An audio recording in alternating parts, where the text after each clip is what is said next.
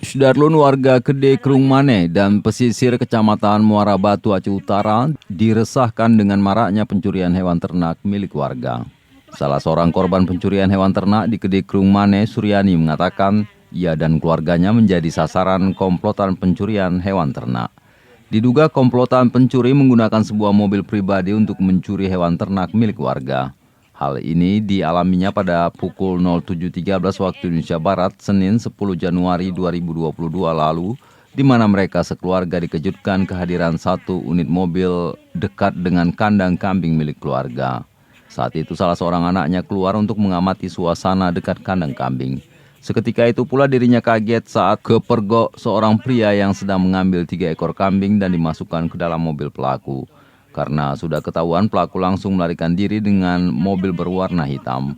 Sehingga anak korban langsung mencoba berlari dan mengejarnya sambil melempar batu dan mengenai bagian belakang mobil. Ironisnya pasca kejadian, besoknya pada Selasa 11 Januari 2022 sore, mobil yang sama berani kembali lagi ke kandang ternak milik korban untuk mengambil 1 ekor kambing lagi dan langsung tancap gas. Dari Loksmawe, Zaki Mubarak, Serambion TV.